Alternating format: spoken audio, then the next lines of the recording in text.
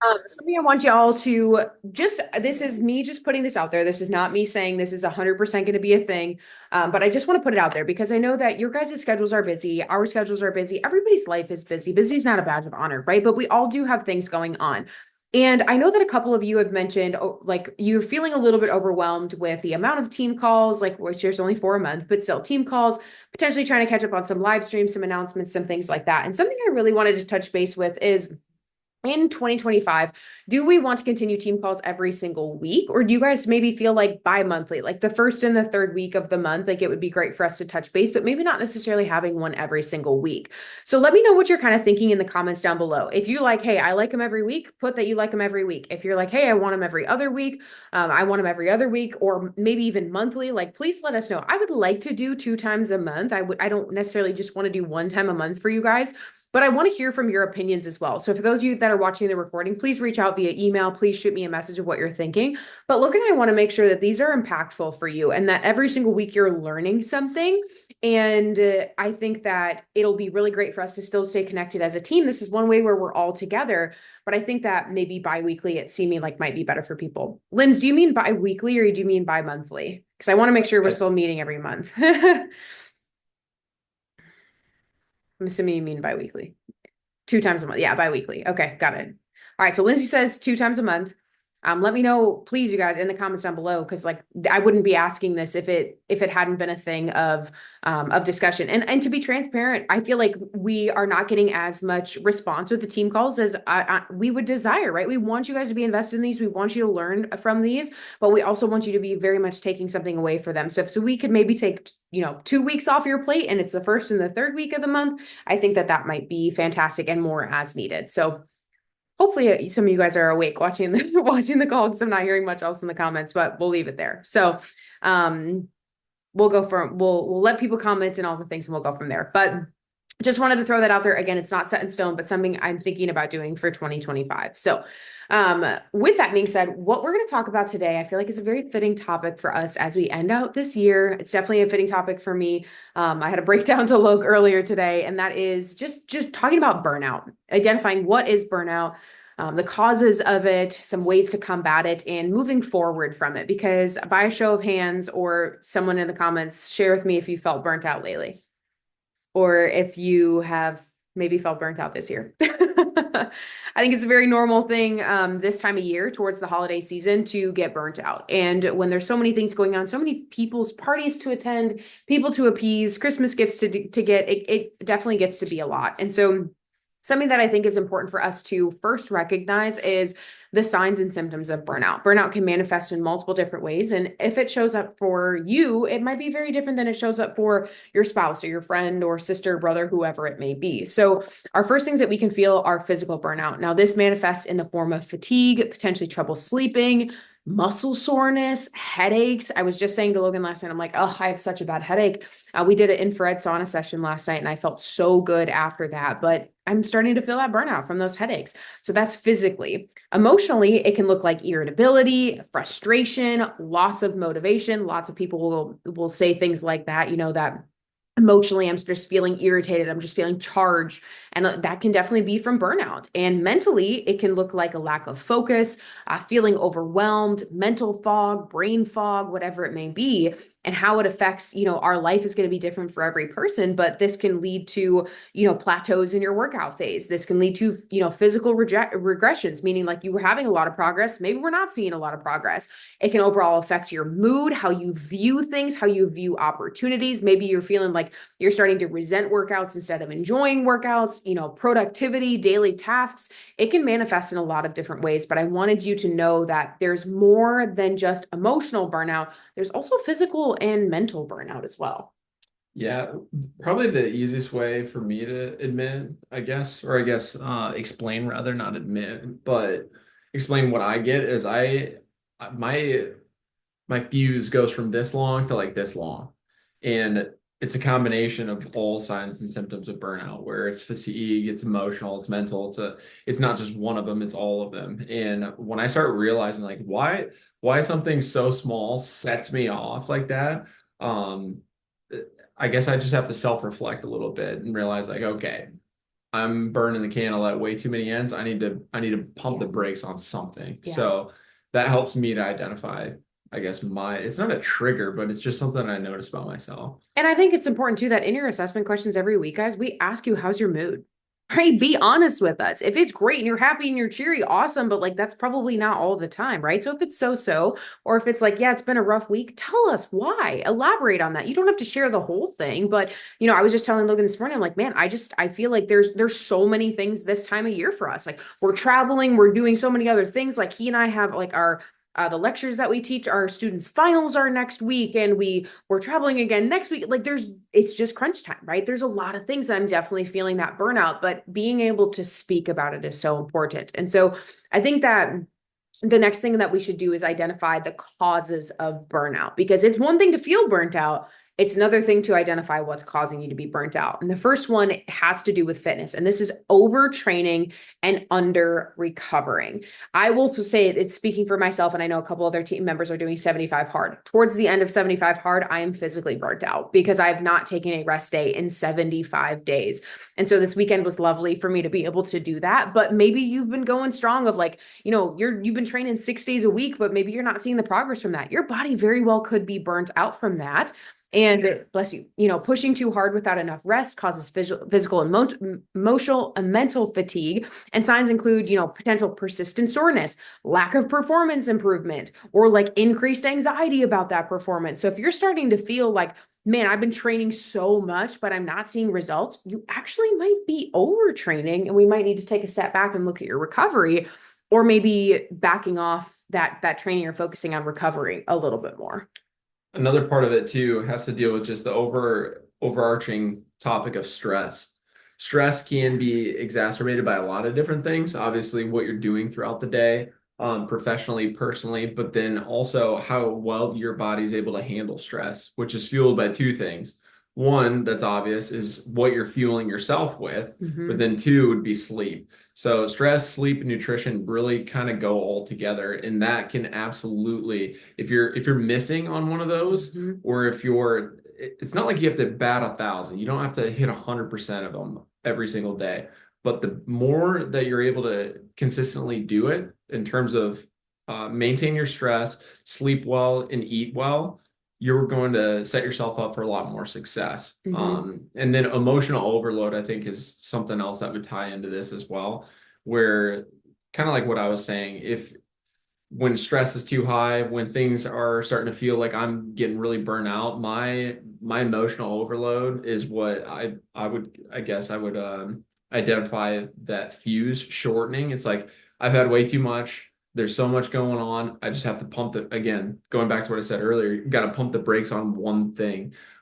So those are definitely things that all contribute to uh, causes in terms of burnout. Yeah. So if you're too stressed, if you're not sleeping enough, if your nutrition's crap, right? If you're just eating out all the time and you're getting takeout or getting McDonald's every single day or whatever it may be, and Whatever your comfort food is. yeah, or you're emotionally overloaded, that absolutely can lead to burnout. And I think another thing that can lead to burnout that maybe we don't always want to talk about is things along the line of perfectionism, and maybe setting unrealistic expectations for yourself, or creating way too overambitious goals and increasing the risk of burnout, right? So we'll take it back to when we goal set, we talk about SMART goals: specific, measurable, attainable, relative, and timely goals. That's how you need to break down all your goals. But also, being a perfectionist in every single area can lead to burnout as well. If you're consistently worried about being 100% perfect about your macros and the check marker protein, the check marker calories, carbs, and fats, that's going to get exhausting, being absolutely perfect.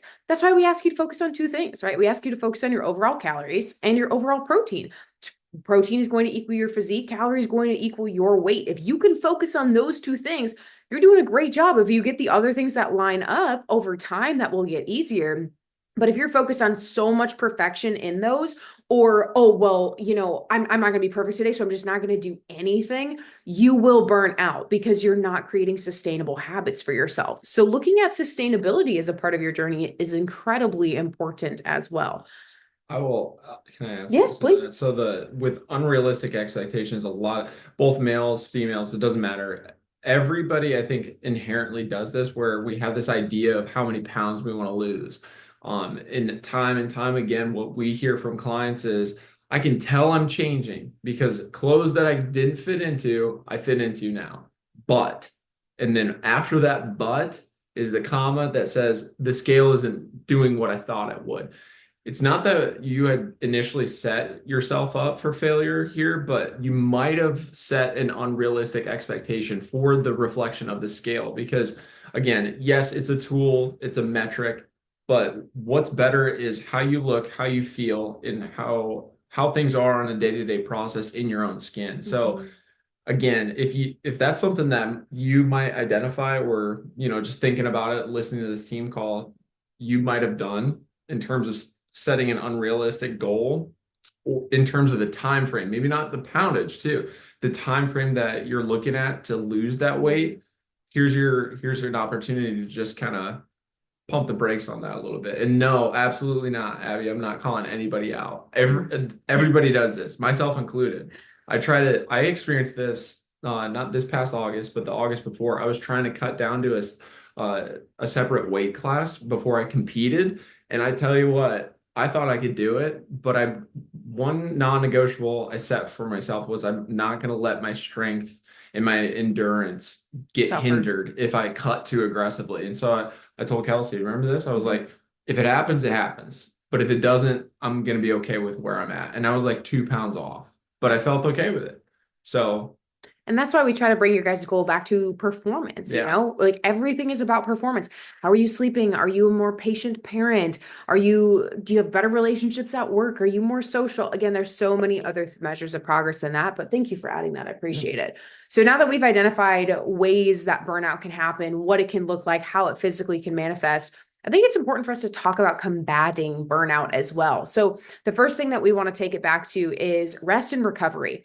You need to be prioritizing 7 to 9 hours of sleep a night. I know a lot of you guys have kids, a lot of you have toddlers, and you're like, hey, that would be really great, but I can't. Well, then we need to make the most of those hours that you can get, right? Getting off your phone, not pressing play on another Netflix episode, just get in bed and sleep. Both of us can speak for the fact that we love to wind down and, maybe watch a show, but then both of us will end up falling asleep on the couch. And then sometimes it takes us a while to actually fall asleep in bed. But if we just go to bed and sleep, it's so much of a better night's sleep. And so identifying things like that, focusing on your active recovery. If you got something to add? I'll do it after you talk about Okay. recovery. Focusing on your active recovery as well. Like you can still hit a step goal every single day and be super successful in your fitness journey. If you are, training 4 days a week and then you are hitting your 10,000 steps 7 days a week, that's still active recovery. Like that's fantastic. We're all about active recovery, but sometimes we go, 0 to 100 where we're only training and we're not walking at all. So then we're burned out because we're only training and we're not getting other sorts of activity.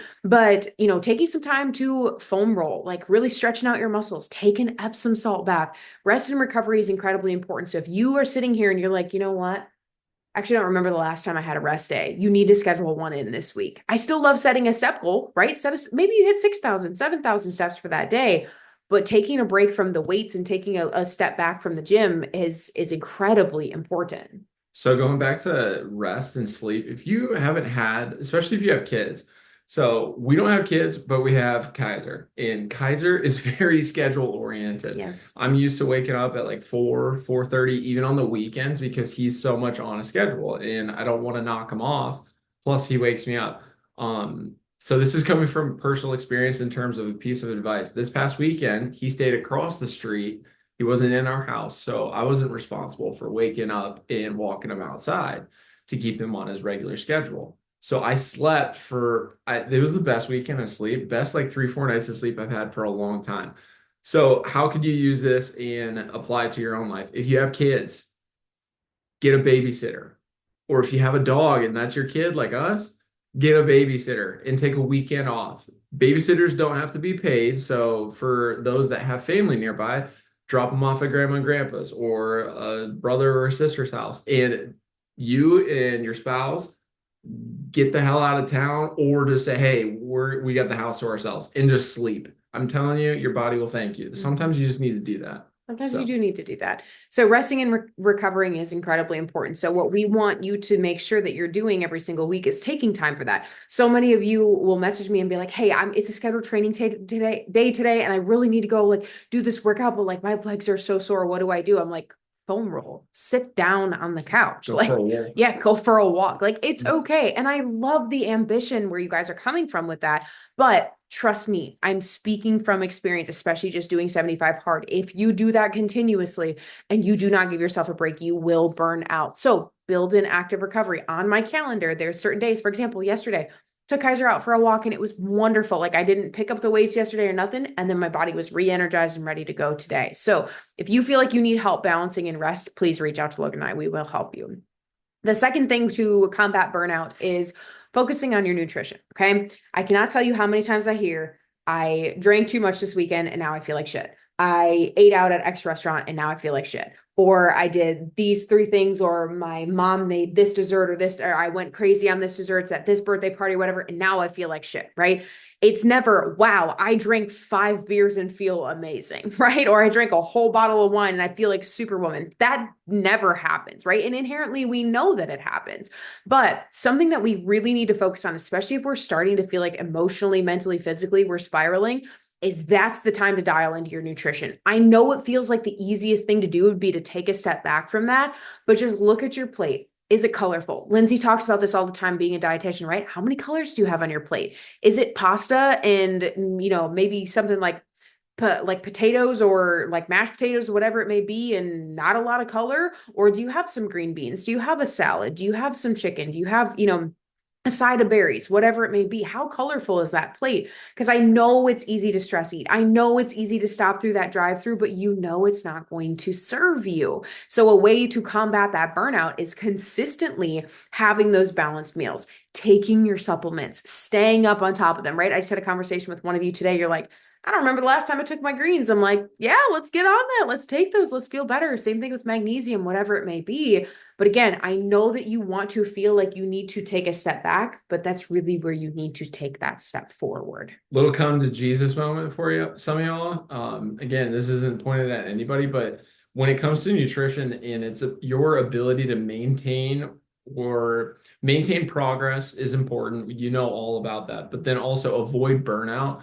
The next time that you feel tempted to fall into whatever your kryptonite is in terms of nutrition, like that feel good food that that Oreos. sweet tooth, yeah, whatever yours is, because everyone's different. Just know that if you choose to do that, you're a grown up, you can make your own decisions, but you will be perpetuating the problem because it'll help in the short term. And the only thing that satisfies your taste buds. Mm-hmm. So if you can continue to run into this issue and then complain about it, like, oh shit, it happened again. That was an active decision on your part. Part of what we do is we kind of call an ace and a spade a spade. And we want to do that, not to be rude, but to show you like, hey, you are the captain of your ship. You're going to go to where you want to go. So understanding something as simple as in the moment, you don't want to eat the things that you had prepared and you're just going to go to the drive-through. You will be perpetuating the problem. Does that make it impossible to recover from? No, not at all. But be realistic with that, which leads us into the next point. And something I want to mention really quick, that for those of you guys that are watching the recording or you haven't seen Lindsay's comment, is she talks about like add some more anti-inflammatory things on there. Throw some berries, some nuts. I would so much rather have you have a handful of berries and be like, man, this Krispy Kreme donut, I'm gonna take it down, right? Because we, like Logan said, it's perpetuating the problem. It's not helping. And you're going to feel so much better having those, those anti-inflammatory things in there. Have a salmon fillet, have some sort of something like that with some good healthy fat, some avocado, whatever it may be. But again, anti-inflammatory foods are going to be everything, but also really take the 30,000-foot view and be like, is this actually serving me long term? Or like Logan said, is it satisfying something very small for the short term? I'm telling you, there's a ton of power in saying no once. Because then the next time you're approached with that temptation, you're like, well, shit, I already did it one time. What's one more? Mm-hmm. And say no one more time. And then start to realize that you're combating, not just combating burnout, like the topic of this call is talking about, but you are making strides, leaps and bounds forward in terms of maintaining your progress and then your future self's next decision making.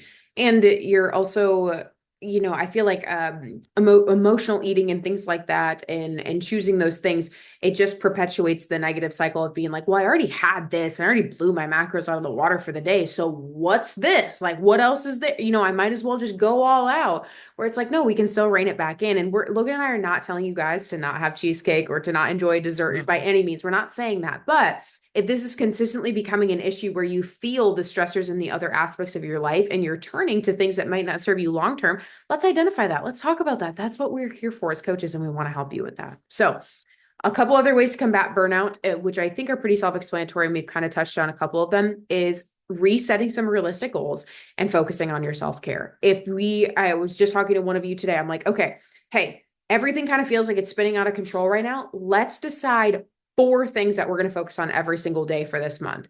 And we focus on things like, okay, what am I doing for personal development? What am I filling my brain with? Do I have my macros tracked? Let me just get some sort of minutes of movement in a day, or a step goal, or whatever it may be. And you know what? I'm going to put on there that I need to be better about taking my supplements, my microfactor, my greens, my magnesium. Awesome. If you focus on those 4 things for a month, you're going to see progress. You are going to feel so much better. And that can look different for all of you. But if you're starting to feel like, hey, Kels, I'm feeling a little bit of pushback. I'm struggling to figure out how to manage my time. I'm struggling to figure out how to manage my journey. Let us know. Let's go back to the drawing board and set some realistic goals. There's nothing wrong with goal setting, especially in a time like now where we've got the first of the year right around the corner and lots of people set those resolutions. I got nothing to add to that because, to be honest with you, put on your plate what you can handle.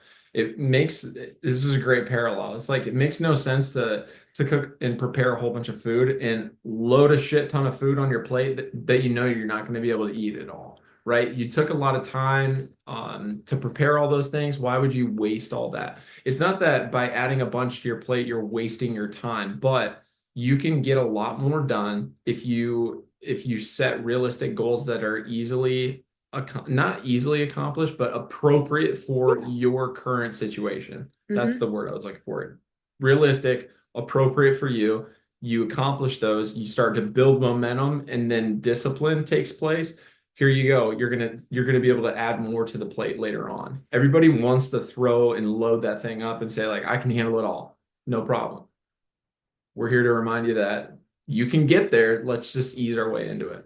And something I want to touch on too is, you've heard Logan and I say this before, and that is like when goal setting, right? Or like long-term goals, we'll say like, well, don't set the goal where you're just going to nudge the bar, right? Like blast through that thing. That's not all the time. We are not all the time setting huge goals like that are potentially in the phase of burnout, setting ourselves up for failure. This is scalability, and we can slowly implement and work on those things, right? Because if you've got a weight loss goal, but you can't focus on consistency with your supplements, your protein, your calories, your water, it's going to be significantly harder for you to do that. So let's do that first, and then we'll get there. And so with those things that we just talked about and moving forward, a couple things that we just want to touch on is easing back into your workouts. We just spoke on adjusting your goals and seeking support with that too. Guys, there's no shame in sitting back and being like, hey, I'm not really feeling it right now. I need some help. There is nothing wrong with that. The fact that you're seeking help and you're opening yourself to that assistance is huge, because what's not okay is you just continually sitting there and being like, well, I'll just be better next week. Well, I'll just be better. It'll just be better next week. It'll just be better next week. And then we get to next week and it's not better. And we're like, okay, something else has got to happen, right? So we're really just trying to focus on slowing down, asking for assistance, especially in that time of burnout. Maybe we just set one goal for the week, and that's, you know what, I'm going to move my body for 30 minutes every single day, some way, shape, or form. Doesn't matter how it's getting done, but it's going to get done, and let's start there and slowly build from there. So I know that Logan and I are big on goal setting. We're big about setting you up for success and all those things, but please also realize that we do understand burnout is a real thing. And if it's something you're experiencing, it's nothing to be embarrassed about. Let us help you. Lindsay, you bring up a really good point. So I'm going to read it for those that are watching the recording. Sometimes in a very stressful time of life, such as with young kids throughout a huge life change, when healing from trauma, etc., a good goal can be to maintain and not regress throughout whatever that challenge is, because life has many different phases. Give yourself some grace. So That's important. huge. Like think about sometimes the journey that you're on is I'm huge on analogies. Everybody knows this. The first one that came to mind is like you got shrapnel in your leg and you're about to bleed out. Well, you don't just want to let that thing bleed out or not address it. Like what you got to do is you got to like what did she say? You got to focus on maintaining what you got. So put the tourniquet on, get somebody to help you out so then you can get to the place that you need to go so you don't lose your damn leg. Meaning like you don't regress completely and lose all your progress, so to speak. So like Yeah. focusing on maintaining during difficult times. Maybe you are somebody that's burnout right now and you're just going through one of those phases of life. Cheers. We're right there with you. We all do it. Just know that one of the best things that you can do is to stay on track is to focus on maintaining because Yeah. that will still help you to get forward. And I want to actually shout somebody out that's on this call. And Paige, I hope it's okay that I'm talking about this. But about 2 weeks ago, she approached me and she's like, Kels, I just don't know what it is. Like, I'm just struggling at the gym a little bit. Like, I love the personal programmed workouts, but like something is just not jiving. I'm like, okay, let's switch it up. Let's switch to train with Kelsey. And within 2 weeks, she's like, I'm doing good. Like, I feel like this was a good change. I needed this. It was a refresh, reset. All of us go through those things. So kudos to you, Paige, for speaking up and saying that. And now we've got a really great plan moving forward. And Logan and I will always be here to help you guys. So we have shared this before and it's a good time to remember it. It's like, it's fantastic to be progressing towards a weight loss goal, a strength gain goal, but I will argue that maintenance is just as hard as either one of those. So if we are maintaining that and you are still showing up every day to maintain, just like Lindsay said, that is awesome. And that's what we need to focus on in that time. So I'm proud of you guys. We wanted to bring this up. I know that it's probably going to be a topic that you speak about a lot in your assessments this week or maybe in the coming weeks. So let us know if you're feeling burnt out. Share what you're feeling burnt out with. We are happy to help you and we would love to be able to assist you with that. That's what we've got for you tonight. Not much else. We appreciate you guys being here with us. Thank you. And again, for those of you who are on live, but also watching the recording, please be transparent with Logan and I of like what you want for team calls in 2024, right? Or 2025.